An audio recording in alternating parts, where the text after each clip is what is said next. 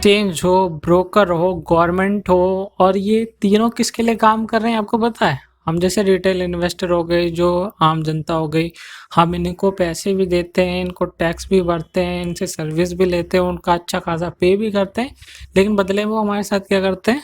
हमें एक अच्छा खासा टेक्निकल ग्लिच दे देते हैं, जिसमें हम अपनी पोजीशन काट देते हैं, और वो भी हमसे पूछे बिना कर देते हैं। मैंने काफ़ी ज़्यादा मैंने देखा, मेरे पे आई, उन्होंने मैसेजेस करा और बताया कि जीरोधा ने हमसे बिना बोले बीएससी में भेज दिया, और नेगेटिव में भी फिगर चली गई। आप फ्लक्चुएशन देख रहे होंगे कि वहाँ पे निफ्टी का काफ़ी नीचे में भी गया, फिर ऊपर में जाके जब शॉर्ट कवरिंग हुई तो वहाँ पे भी वो सारी चीज़ें हुई। लेकिन ये अगर आपको ये चीज़ें समझ में नहीं आ रही तो सेम चीज़ आप लोगों को मैं बता दूँ,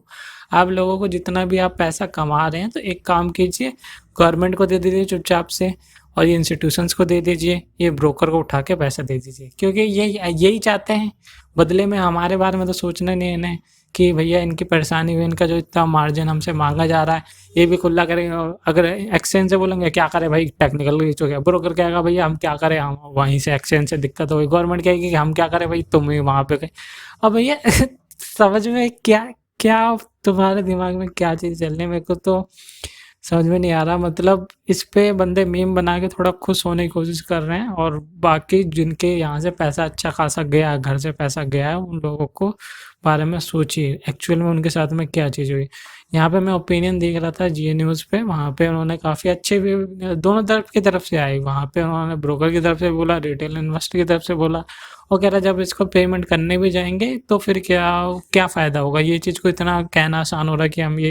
इसकी जो पेमेंट कर देंगे, जिनका फॉल्ट हुआ है ये भी वो भी करने बड़ी मुश्किल बात होगी। लेकिन आप लोगों को मतलब आपको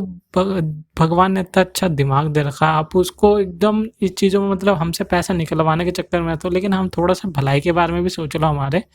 कि हम जो पैसा इन्वेस्ट कर रहे हैं और जो चार्जेस कह रहे हैं वो कवर अप कर रहे हैं, जो सब चीज़ दी है भाई, ये ब्रोकर को हमने ब्रोकर दी, एक्सचेंज को वहाँ पे टैक्स जाता रहा, गवर्नमेंट को भी हम टैक्स भर रहे हैं, वहाँ पे वो हमारे बारे में सोच ही नहीं रहा है। तो यहाँ पे मेन कहानी क्या आती है कि अब हमें बस यही करना है कि हमें जो सैलरी आपके पास में जो भी सोर्स ऑफ इनकम आ रही है डायरेक्ट इन लोगों को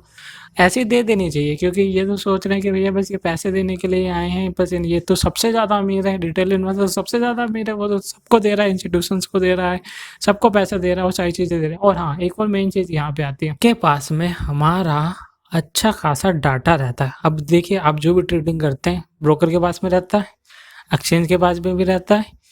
इंस्टीट्यूशंस को मैं अब ये कहेंगे कॉन्स्पिरेसी वाली बात हो जाएगी कि मैं ये चीज़ बोलूँ आपको कि इंस्टीट्यूशंस के पास भी हमारा डाटा रहता है, जो एफएफआईज ऑर्डर दिया जाता है उनके पास भी हमारा अच्छा खासा डाटा था कि इतना इतना होल्ड करके रख रखा है हमने। अब वो उस बेस पर ट्रेडिंग भी करा लेते हैं। उससे पहले आपको याद होगा कि एनएससी में एक और अभी पेनल्टी हुई थी,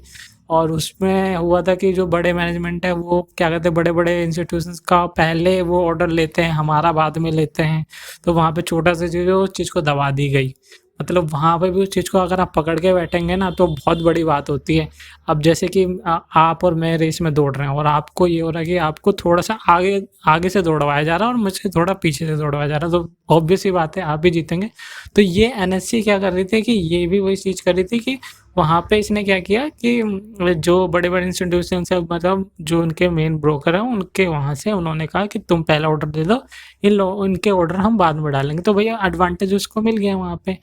अब एनएससी क्या मैनिपुले बना रखी है, और बीएससी भी क्या करे बेचारा, उसको तुमने सारी सुविधाएं दे नहीं रखी है, इतना पुराना होने के बावजूद भी कुछ नहीं कर पा रहा है ना, तुमने शक्तियाँ दी ना सही चीज दी कुछ दी, मतलब कुछ मैनेजमेंट, मतलब गवर्नमेंट अपनी ठीक तरह से मैनेजमेंट नहीं कर पा रही, और यहाँ पे ये जो इंस्टीट्यूशन से इतना अच्छा अच्छा पैसा उठा के बैठे पड़े, मतलब ऑलरेडी इनके पास इतना पैसा पड़ा रहता है, वो सारी चीज़ें रहती, रेगुलेटर के दिमाग में कुछ समझ में नहीं आता कि भैया वो तो देख रहा है यार क्या हो रहा है, अच्छा पैसा जा रहा है, क्या करें हम, हमारी क्या गलती, ब्रोकर आ जाएगा और यहाँ पे गवर्नमेंट देख लेगी, हम रेगुलेटर को तो सैलरी अच्छी खासी मिल ही रही है, हमको क्या करो भैया, तुम अपनी पावर्स जो दी है तुम्हें उसका यूज़ तो करो, थोड़ा बहुत तो यूज़ करो। रिटेल इन्वेस्टर के बारे में एक बार अपने अपने शूज़ अपने पाँव उसमें डाल के तो देखो कि हाँ भी किस परेशानी से जूझ रहा है बंदा, वो सारी चीज़ें तो देखो। अब इंसिडेंट मैं भी आप लोगों को बताता हूँ कि मैंने एक ब्रोकर से, उनसे सब ब्रोकर मतलब फ्रेंचाइजी ली थी, तो आपको पता है काफ़ी ब्रोकर वो वहाँ पे डिफ़ॉल्ट करते हैं, तो वहाँ पे जो सिक्योरिटी मनी होता है या फिर जो भी आप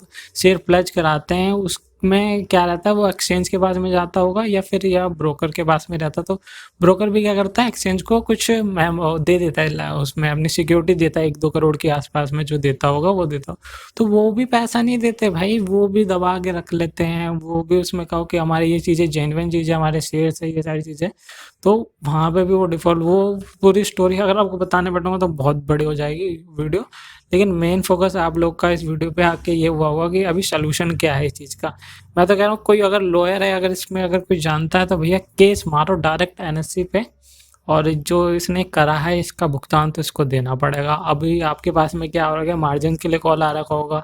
आपका जो आपने लगा रखा होगा वो स्टॉप लॉस वो भी हिट नहीं गया होगा, वो वहाँ पे बेच दिया है, वहाँ से माइनस में नेगेटिव में आपकी सीट दिखा रही होगी लेजर में। तो भैया मैं तो कहता हूँ कि आप एक केस ठोक ही डालो। मुझे पता है कुछ बेनिफिट तो नहीं होगा, क्योंकि आपको पता है अच्छे खासे उन पे सारी फौज बैठी रहती है इस चीज़ के लिए कि भैया तुम रिटेल इन्वेस्टर क्या कर सकते हो। लेकिन ये जब हम एक साथ जुट जाएंगे ना इस चीज़ के, अगर हमने अगर एक बार कह दिया कि भैया अब बहुत हो गया, अब बहुत तुमने हमारा काम बिगाड़ दिया, लूट मारा हमें पूरी तरह, हमें अब इससे निकलना चाह रहे हैं, तो यहाँ पे क्या करना है आपको कि एक कम्युनिटी बनाओ और ये एनएससी पर डाल दो। अगर कोई लॉयर है, अगर कोई जानता है तो अपने ट्विटर हैंडल ज़रूर शेयर कीजिएगा कमेंट में, वहाँ पे हम आपसे मदद लेना ज़रूर चाहेंगे। पिटिशन डालें इसमें कि भैया जो भी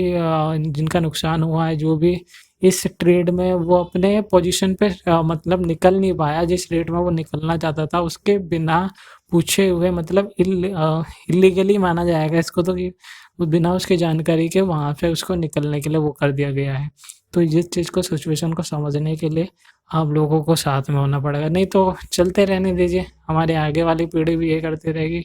और हमारे से पीछे वाली जो पीढ़ी वो भी ये करती गई है। तो यहाँ पे कुछ एक्शन तो लेना बनता है दोस्तों।